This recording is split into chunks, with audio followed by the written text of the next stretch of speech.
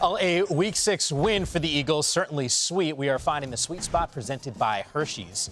Eagles play in the state of Pennsylvania, Hershey, Pennsylvania. I see what We're rolling with it. Oh, yeah. I went as a kid. It was the coolest thing. They used to put a Hershey Kiss right on your pillow at the hotel. Oh, wow.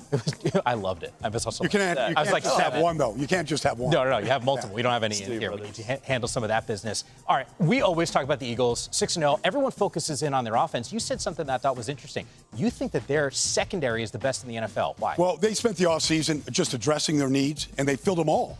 And whether, it's Hassan Reddick or James Bradbury or Chauncey Gardner-Johnson, Kazir White, they have filled all their holes. And the result is this secondary is healthy.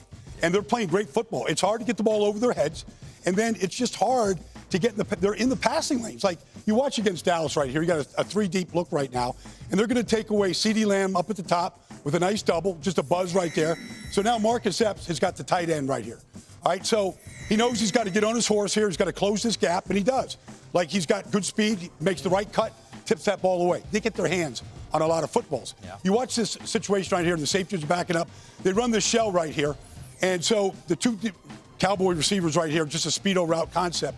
Bradbury puts his foot in the ground, comes back on Michael Gallup right here, plays the ball perfectly in the air, not getting handsy, not coming through him. The ball's tipped. Tip balls in the middle of the field, they tend to be intercepted like Chauncey Gardner-Johnson does. They play a lot of coverages, depending on the situation. So both safeties are deep right here. They're going to play a trail technique against both Gallup and CeeDee Lamb. All right, so Cooper Rush is a young quarterback still, but you can see it. Perfect trail technique, tight to him, safeties over the top, and Slade just has fast eyes. Fast eyes, fast hands. Like he turns around, the ball finds him. So he's not going to drop that one. The interceptions are too important to Slay. And then here, just down here, as Dallas got close to the goal line, they're on a 2-receiver route concept here at the bottom. James Bradbury in zone coverage, just cluing right now, right in the passing lane. Nice. Does not let that ball get to Gallup. Can't play it any better than that. You see, whether it's press, man, combination, matchup zone, like right now, they've got a veteran presence.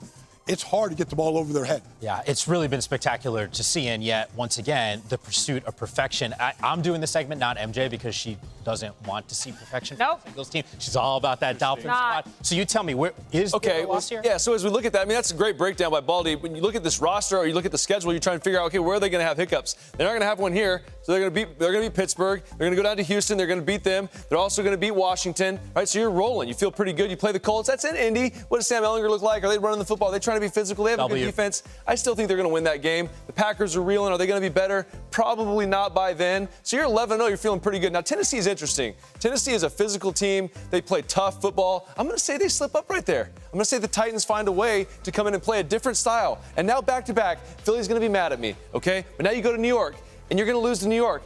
11-2. It's not terrible, Willie. It's okay. I believe it, David. I believe it. We just talked about how great the Giants were. Then it's okay. You're going to come back. You're going to beat the Bears. And then you got to go to Dallas, right? Dallas is tough. It's same style. Like you've noticed in common theme. Physical team, physical team. You don't want to mess with that secondary. I'm going to say they lose at Dallas, right? They've had New Orleans' number, like Baldy laid out before the show, and then they find a way to win at home. You're 14-3. You're probably the number 1 seed. You feel pretty good. I mean, but just stylistically, I think those other teams could possibly unseat them and ruin their perfect season. They're going to be favored in the next 11 games. Yeah. You're going to be favored. So, let's just start with right here. By the way, a little history lesson. At one point during the war, the big war, the Steelers and the Eagles combined to become the Steagles. There's history there between. But they take care of Pittsburgh, rookie quarterback right here, right now. They take care of Houston. They're just not talented enough to beat the Eagles. Washington will play them tough because defensively, they have what it takes to slow them down, but they're still going to beat that game. They're better than the Colts right now. They're not going to get beat.